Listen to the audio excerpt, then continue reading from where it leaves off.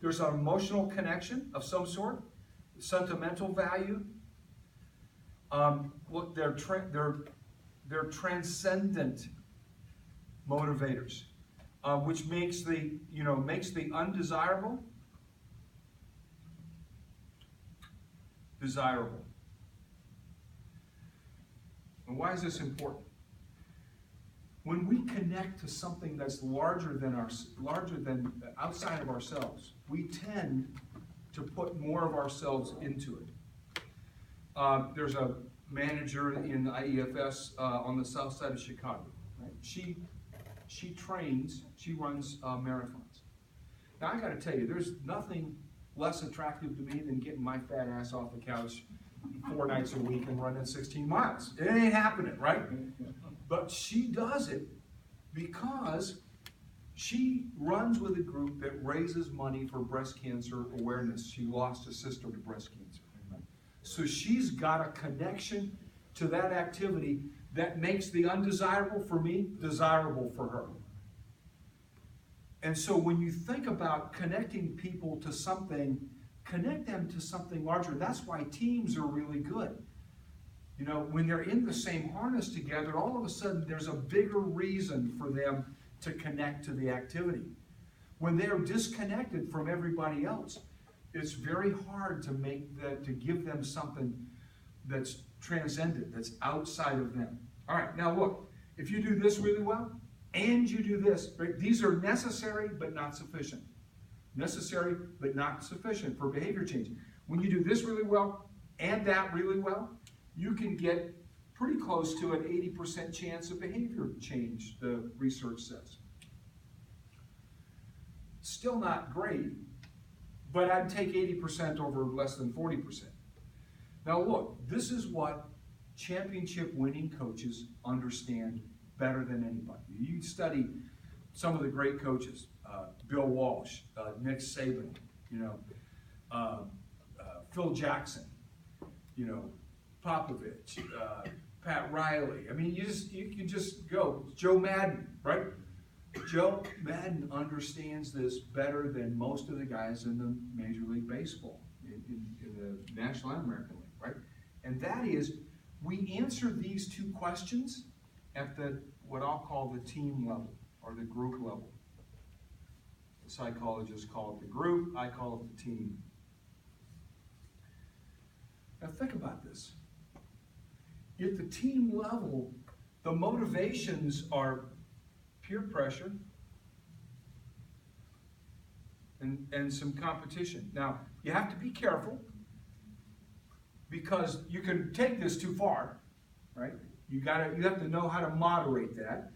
But here, you build a shared belief.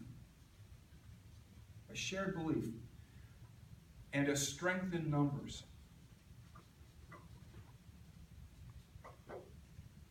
Now look, Carolina won last night. I'm not a Carolina fan, but Carolina won last night. But do you think for much of this season, they've had a shared belief they can get back to the Super Bowl? No, they lost that. You could see that leaving the team the first time they lost. They didn't just lose, they got their heads handed to them on a platter, right? They got killed. And you could just see that in the press conferences afterwards, week after week. They started losing that shared belief that they could even get back to the playoffs. Now they're just playing for pride. I'm a Seahawks fan. Do you think the Seahawks show up every year to camp believing that they can get back to the Super Bowl? Yeah, they probably do, because Pete Carroll he's not going to let them out of that frame. But look, every week is when they build their strength in numbers. Every practice is when they build their strength in numbers. All right, we got it right today. Let's come back tomorrow and run it again. Let's come back tomorrow. And every time you run it well and you run it right, Joe Madden's the same way, right? Practice, practice, practice. Practice doesn't make perfect. Perfect practice makes perfect, but practice does not make perfect. Now look, every week, though, that they win, they start to build this shared belief. This is the same in the Royal Oak Garage. after 685 days, there was a shared belief there that they could actually be safe on any given day. They all believed it. When I got here, we were trying to solve a thorny issue with safety because Midwest was dead last with safety. And I remember I had my directors, I had over 120 meetings my first calendar year here, 2013. Over 120 meetings, only one of them in my office. It was in December of that year. I had over 120 meetings, and they were always in a garage somewhere around the Midwest. Always in a garage. Now, we came together in December, and we were trying to solve safety. And I remember one of my directors, we were solving a problem, and she said, you know, Mike, I think our biggest problem, when I shared this with them, they all knew this, she said, I don't think we've got a shared belief with our area managers that we could be safe. I said, you're kidding me. I mean, it hit me in the gut like a punch. She said, I promise you, we have area managers that do not believe we could be safe. I said, well, that's a problem, because if an area manager believes we can't be safe, guess what? They afford that same view to their managers. The manager's expectations are never going to rise above the leader's expectations. Your people's expectations are never going to rise above your own expectations, never.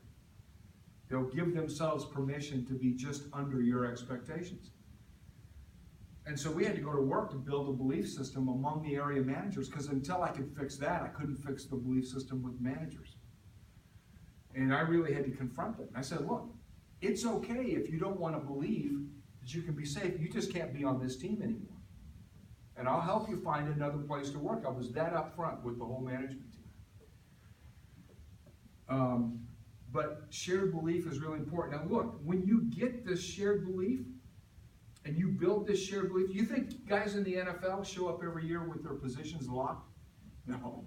I got to come earn their positions. I don't care who you are, what kind of contract you have, right? That keeps everybody honest. What I encourage managers to do here is reach across, maybe if you're in a garage with another crew, reach across, have a little friendly competition on a metric. Say whoever gets the highest here in the course of the month, they get served a breakfast by the other crew who loses, right? And that little friendly competition, all you got to do is light that fuse and walk out of the tent, because that bomb will go off by itself, right? Because they will do everything they can to keep from losing to have to serve breakfast to somebody else. It's a way to have a little friendly competition and a little peer pressure. But peer pressure goes a long way if you know how to use it. It doesn't have to be punitive, although it can be. My first year here in the Midwest, I also had Connecticut under me. So I had the Midwest and Connecticut. And I remember I was in Connecticut doing mid-year reviews in 2013. Now, in 2013, we had a rule that if you were injured and you were on light duty, you had to come in to the garage and do light duty work. Because we had too many people who were exploiting the whole light duty thing, and they were sitting at home. And the union was, allowing their technicians to really abuse it. So I said, look, they're going to come into work. You get injured, you come into work. You sweep floors, pick up trash, go out, pick up the yard. I said, I don't care if you put them at a desk and they sit there for 8 hours a day and call my office phone, my voicemail, and tell me how much they love me. They're going to come into the yard. And so I'm in Connecticut and I'm doing a mid-year review. And I said, the area manager, and I had all his managers, he said, I was asking about their attendance record, and one guy was killing their attendance record. I said, well, what's going on here? How come he's not coming in? He goes, well, he said, we've been dealing with this now for almost 3 months. And this guy has a note from his doctor that he can only stand up or sit down. He can only do jobs where he can stand up and sit down every 10 minutes. He can't be more than 10 minutes. I said, I don't understand what the problem is. He said, well, he lives 40 minutes from the garage, and so he can't sit down long enough to drive here. I said, oh, gee, I can fix that problem. And the guy looked at me like I had 2 heads. And I said, look, here's what you do. In the morning time, you take your best technician when he clocks in, gets his company vehicle, drive to that guy's house, and pick him up. And of course, they're going to have to drive back to the yard, to the garage. It's 40 minutes. And he obviously has to stop every 10 minutes and let that guy get out and walk around. I said, I don't give a crap how many times he stops. I just don't care. You stop 10 minutes. When he's done walking, get back in the truck. Let's go another 10 minutes. He goes, I said, eventually he'll show up to the garage, and then you can put him into the 10-minute standing up and sitting down jobs, right? He goes, I can't do that. That's going to screw up that guy's metrics. I said, yeah, do you think the two of them will have a very, very different discussion about his little problem than you'll ever have as the manager? Do you know how long that lasted? It lasted 4 days. That guy was miraculously healed. Because that tech was tired of sacrificing his metrics for that guy, right? They were in the harness together, they just didn't know it. And it wasn't until you put the pressure on the team to fix the problem that the problem actually got fixed. Nick Saban, in his latest book on executive leadership, talks about when a kid on the Alabama football team screws up, he doesn't go to the coaches and apologize. The coaches absent themselves from the room. That kid's got to stand up in front of his teammates and apologize and explain what he did, why he did it, and why he's not going to do it again. Because Nick Saban knows that team will fix those behaviors far faster than any accountability that a coach has on a player, right? A player, if he wants to stay on the team, he will afford accountability to the rest of the team. And that's what changes behaviors. So when you get this right, guess what? You get as close to 100% chance of behavior change as you can get in this life. I mean, this is your best chance, and this is what championship winning coaches really understand. When they make issues, team issues, a lot of behaviors change. When Coach K, Mike Krzyzewski, for 2 cycles now, or maybe 2 cycles, he's been the Olympic coach for the basketball team. I heard him talk, and his book, Lead from the Heart, I think has this story in it. But every time, he's gotten a collection of really hard-charging individuals. That's what an Olympic team is. They take the best from the NBA. And he's got to make a team out of them, like in a very short order. Because he knows if the team will all get in the harness together, they'll hold each other accountable. Somebody will end up being the lead dog on that. And this last go-around, it was Kobe Bryant. And so he knows how to do this, how to make this a team issue. And so when you make it a team issue and you really have a team, the team fixes the problem. But don't assume that just because you've got 15 people reporting to you that that's a team. It's not a team until you define it as such with a role, a harness, and a goal. Okay? Good. What other aha moments have you guys had in the couple weeks that you're going to take back and put into practice? I like the direct model. I get a lot out of that.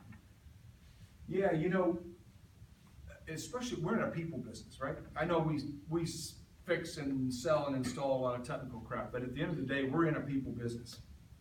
People who work for us are people, customers are people, we're in a people business. Problems, especially people problems, never get easier with time, do they? Never get easier. You have to confront those like right away, because if you don't, they get sideways, and then you start thinking about different ways you can express yourself and moderate this behavior, and you're cooked. As soon as you delay on that, you're cooked.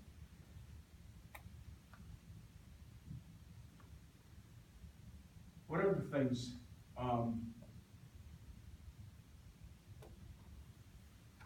have Having difficult conversations. Yeah, there's a great book out. I would encourage you to get it. It's written by Doug Stone and Sheila Heen, H-E-E-N, and a couple of other folks. I can't remember the other ones. And it's called Difficult Conversations. And it's a really good book about how to have difficult conversations and confront people that are sort of the irregular people. It's a really good book. Have you all read Multipliers? I encourage every one of my managers to read Multipliers, written by Liz Wiseman. Wiseman. Wiseman.